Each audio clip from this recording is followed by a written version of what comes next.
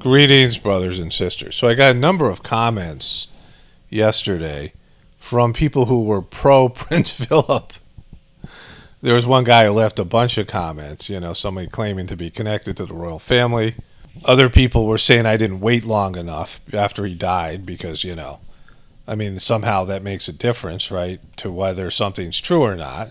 He was definitely friends with Jimmy Savile, and the royal family definitely screens people. We're talking about maybe the most powerful family in the world, at least the crown itself, because it's more than just the royal family. It is a conglomerate of power. It is the people behind the crown. It's the handlers. It's, the people that keep things status quo. It's all of the concept of royalty in England and globally. And so it's, it's a power construct, and it's a bad one. It's, a wrong one. It's the ultimate in supremacy. It's the ultimate in sort of racism, where people are saying their genetics are superior and they get to rule other people, and the queen is considered God's representative on earth, even though she's not spiritual and hasn't accomplished anything spiritual. Like, you can't be, some souls are born at a higher level than other souls, but you still have to work. Like, you still have to work to accomplish something spiritual. And the royal family were thugs. It's a thug queen, and he was her thug husband.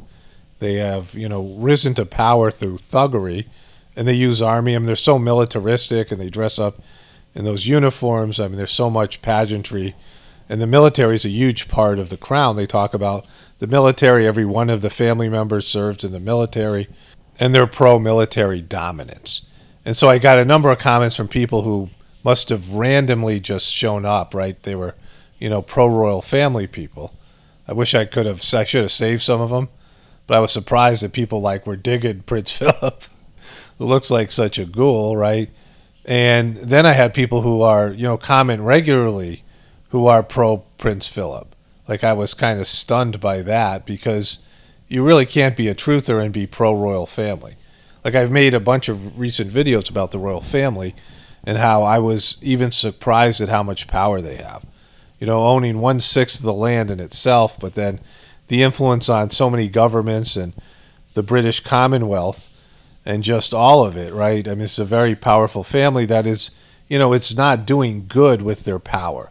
They have a very extravagant lifestyle, but it's the beliefs that are behind all of it. The beliefs that they have are, bad for humanity, and it's bad for humanity in the essence of being, a usurper of God. Because even if somebody's spiritually accomplished and they have reached the highest levels of spirituality, they still are a conduit for God, right? They're not God themselves. God flows through them. That's very clear in the heartfulness system. The masters of the system, who have reached the highest levels of spirituality, are conduits for God. They're not gods themselves. Their egos are their egos. They're going to make mistakes. They're going to be human beings.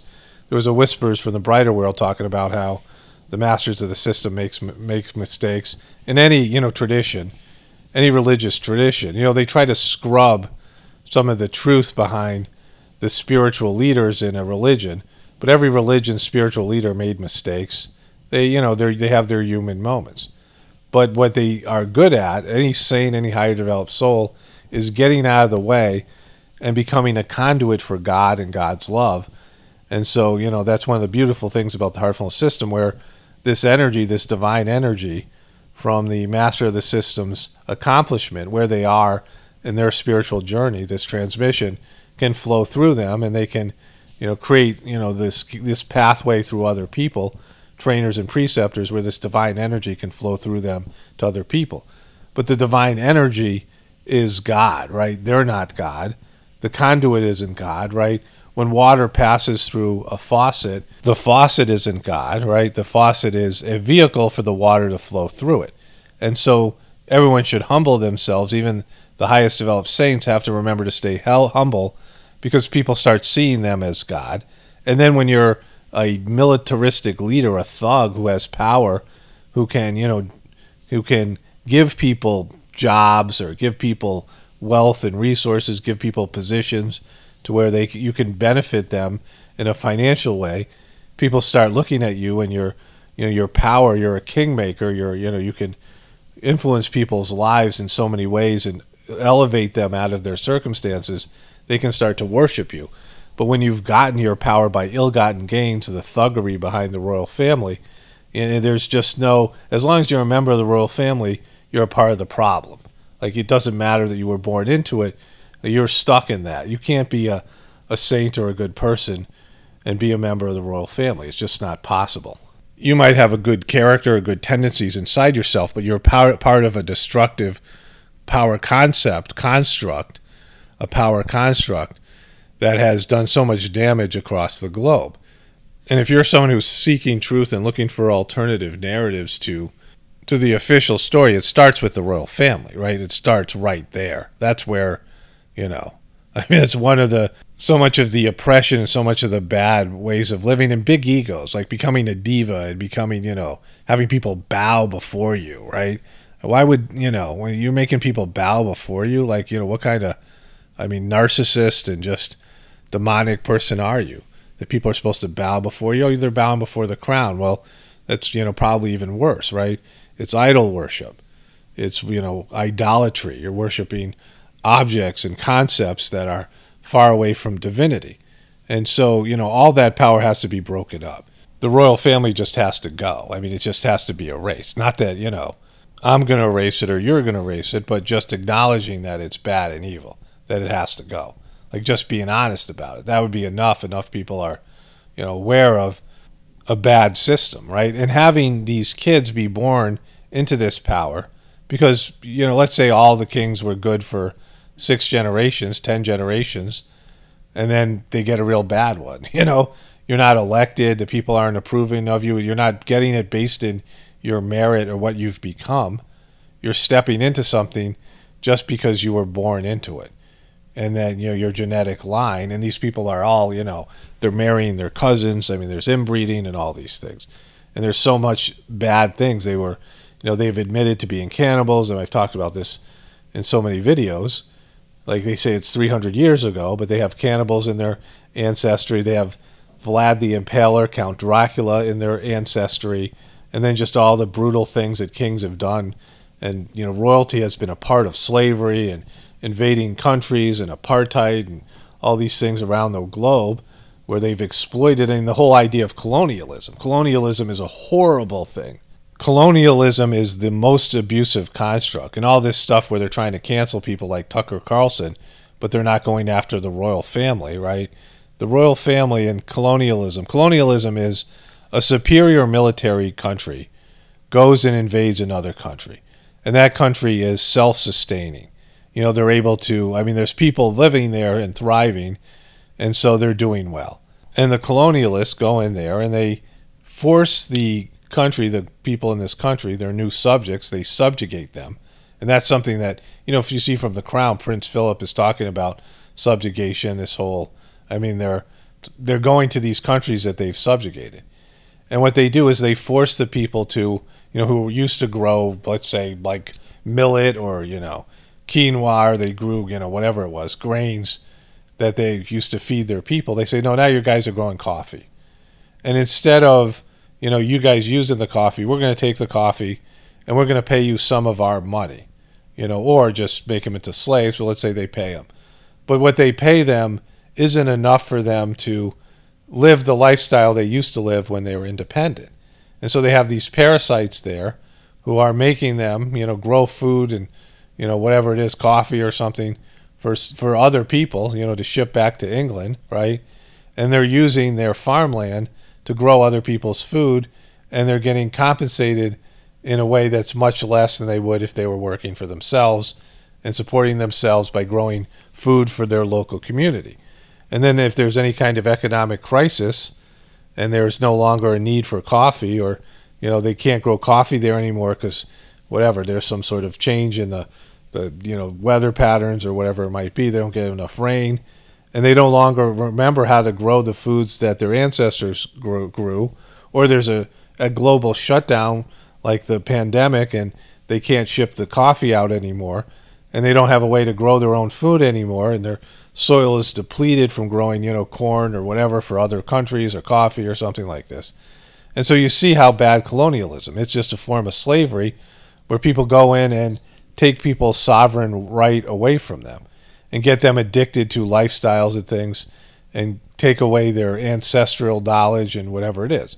It's a horrible thing, and it's the centerpiece behind British rule or any kingdom, any royal family's rule, is the idea of colonialism and forcing other people to work for you and paying them less than their work is worth, right? Giving them less than a living wage. That's the only way that colonialism works. And royal family is behind all that, right? And then usurping this idea where people are bowing in front of them, usurping the idea of God or divinity and replacing that, replacing God as a human being, as a royal family who has materialistic power, that has an army, that has land, that has possession, that has influence, that has, radio programs and media and things like this, where they put out a message that is pro their, abusive behaviors, where they brand themselves as being heroes and they're constantly doing charity, right? Like they all pretend to do charity, but it's, they're giving back a small portion of what they have stolen from exploitive people. And anybody who dies, you no longer can spin things. You can no longer control the narrative when you die. Your soul is now subject to the divine laws and the spiritual laws. And whatever you did, good and bad, whatever impressions, some scars that you bring with you, whatever you've accomplished spiritually is there with you. It's inside of you. And, your soul knows. Your soul isn't dishonest. Your subtle bodies aren't dishonest. And so your spiritual essence knows what you've done wrong. It hasn't approved of your bad behaviors or your bad choices. And you have to pay for them. You have to, in a sense, redeem yourself. And there's going to be future existences where you're going to have to work this stuff off. And if you're just adding more grossness, more samskaras to your bad behavior, then you're caught in this materialistic loop where all you end up losing any sight of a spiritual purpose. Your soul becomes more and more diminished. Your connection to God becomes less and less, and you just keep on reincarnating in, a power dynamic, which is part of what the royal family does. And so they have the inbreeding, and they have their souls that are coming back and, life after life to this power dynamic, and they've lost sight of, answering to a higher source and all these things. Their power is exclusively bound to the material plane of existence. And so it's just a nightmare, right? That's why I always say there's a spiritual solution, because when people have a internalized relationship with God, they feel bad about doing things like colonialism, right? It's just obvious. Like when you have a conscience, when you have an internal process, when you have things going on inside of you that are, contrary to the power dynamics that you've set up, then you start questioning what you're doing and maybe even abandon what you're doing for something, better, where you become service-oriented and you become, a natural part of the ecosystem instead of just glomming as much resources. Like what family deserves to own 6.6 billion acres of land, right? Like that's, bigger than the whole United States, Britain owns it's like 3 United States, like 2.5 United States, the lower 48, right? Not including Hawaii and Alaska. England owns, America's a huge country, and they own 2.5 Americas. A lot of what they own is coastal land and primary land around the country, around the world, right? And so, why would one family need to do that? And so people are like saying that this ghoul, was a good person, and you're, it was stunning to me. Like you can't look at him and see. I'm not talking about people who are, sheeple. I'm talking about people who are so-called in the truth community, and they somehow think that the royal family or members of it can be good. I just don't see it, right? I don't understand like how you could consider yourself a truther or whatever, somebody seeking alternative narratives to what's going on and embrace the royal family and think I was being too harsh because I called out his friendship with Jimmy frickin' Savile. It's time to re-examine your priorities, right? Only spirituality will save this world. It's Paul Romano, definitely reporting from the Apocalaughs and the Ascension. Everyone have a blessed day and be grateful.